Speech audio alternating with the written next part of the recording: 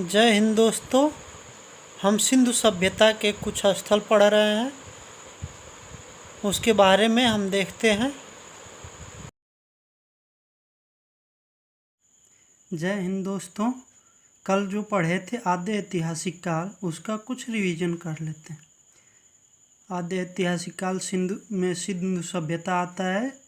यह भाव चित्रात्मक लिपि मिला है। चार्ल्स मैसन ने सिंधु सभ्यता का मैसेज दिया है। सिंधु सभ्यता सिंधु नदी के किनारे बसा है था, इसीलिए इसको सिंधु घाटी की सभ्यता के नाम से भी जाना जाता है। सिंधु घाटी सभ्यता में लगभग 300 शहर मिले, जिसमें से गुजरात में अकेले ही 200 शहर हुए। सिंधु घाटी की सभ्यता 13 लाख वर्ग किलोमीटर में विस्तृत थी। इसका सर्वेक्षण कनिंघम ने किया था। सिंधु घाटी की सभ्यता त्रिभुजाकार है। सिंधु घाटी में हड़प्पा, सिंधु घाटी की सभ्यता शहरी सभ्यता थी। इसकी सड़कें 90 डिग्री पर काटती थी, यानी लंबवत रूप से काटती थी। यहाँ की ईंटें पक्की ईंटें होती थी। सिंधु सभ्यता का विकास पूर्वी भाग में बहुत कम हुआ था। पुरातात्विक विभाग कर्जन के कार्यकाल में शुरू हुआ था। कर्जन के कार्यकाल को आयोगों का कार्यकाल कहते हैं। सिंधु घाटी में पहला प्राप्त स्थल हड़प्पा स्थल है। इसकी खोज 1921 में दयाराम साहनी ने किया था। यह रावी नदी के किनारे था। माउंटोंगरी जिला में पाकिस्तान में है। माउंटोंगरी जिला पाकिस्तान में है। यह प्रसिद्ध किस लिए प्रसिद्ध था?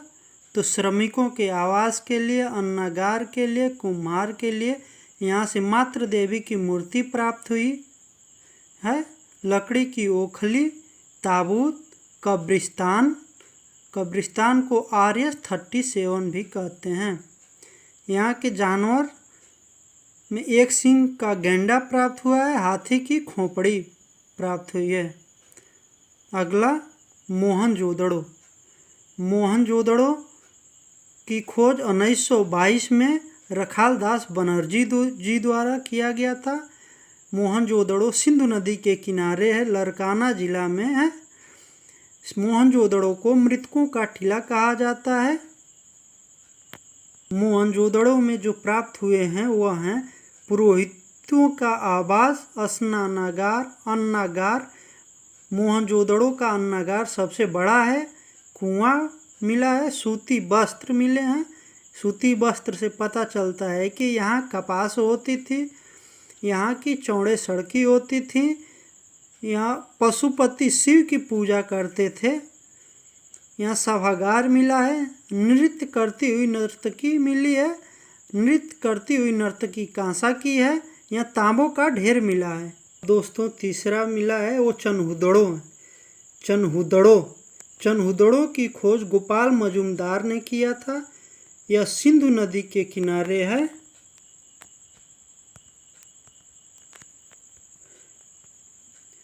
चनहुदड़ो की खोज गोपाल मजूमदार ने किया था। सिंधु नदी के किनारे है। नवाब शाह जिला में पाकिस्तान में है। नवाब शाह जिला पाकिस्तान में है। यह किस से संबंधित था? यहाँ क्या क्या मिला है? यहाँ मुख्यतः महिलाओं की वस्तुएं मिली हैं। चनहुदड़ो में महिलाओं से संबंधित वस्तुएं मुख्यतः मिली हैं। जैसे औरत के सामान जो होते हैं वो मेकअप, काजल, लिपस्टिक, गुड़िया, मनका, सुई धागा और सबसे महत्वपूर्ण है कुत्ता बिल्ली का पीछा करता हुआ मिला है। यानी चनहुदड़ो की खोज मजूमदार ने सिंधु नदी के किनारे किया था। यहाँ मेकअप, काजल, लिपस्टिक, गुड़िया, मनका, सुई धागा और कुत्ता बिल्ली का पीछा करता हुआ निशान मिला है। यहाँ अलंकृत ईंटें मिले हैं। यह चनहुदड़ो जो है दुर्ग रहित था। दुर्ग नहीं था यहाँ पे। यहाँ की सड़कें टेढ़ी मेढ़ी थी, यहाँ सीधी सड़कें नहीं थी। चनहुदड़ों में दुर्ग रहित था, वह सड़कें टेढ़ी मेढ़ी थी, वहाँ अलंकृत ईंटों की प्राप्ति हुई है। अगला है चौथा, सुतका गेंडोर। सुतका गेंडोर नाम से ही पता चल रहा है, जिसमें कोट व डोर आए वह मुख्यतः पाकिस्तान में होता है। तो इस तरह से सुतका गेंडोर की खोज ओरेनस्टाइन ने किया था, डास्क नदी के किनारे। सुतका गेंडोर की खोज ओरेनस्टाइन ने डास्क नदी के किनारे किया था। सुतका गेंडोर पश्चिमी भाग में छोटा बंदरगाह है। जहाँ कोट और डोर लिखा हो वह मुख्यतः पाकिस्तान में हैं। दोस्तों, ये जो सारी चीज़ें पढ़े हम लोग कि हड़प्पा, मोहनजोदड़ो, चनहुदड़ो, सुतका गेंडोर, ये चारों पाकिस्तान में ही है, लेकिन सुतका गेंडोर जो है पश्चिमी भाग में है। जैसे देखिए, यह पाकिस्तान में यहाँ पे हड़प्पा है, इसके नीचे मोहनजोदड़ो है, यहाँ चनहुदड़ो है, यहाँ सुतका गेंडोर है। यानी सुतका गेंडोर डास्क नदी के किनारे है। हड़प्पा रावी नदी के किनारे, मोहनजोदड़ो और चनहुदड़ो सिंधु नदी के किनारे है, और सुतका गेंडोर डास्क नदी के किनारे है। अब आते हैं भारत में। भारत के गुजरात में ही मैक्सिमम स्थल पाए गए हैं।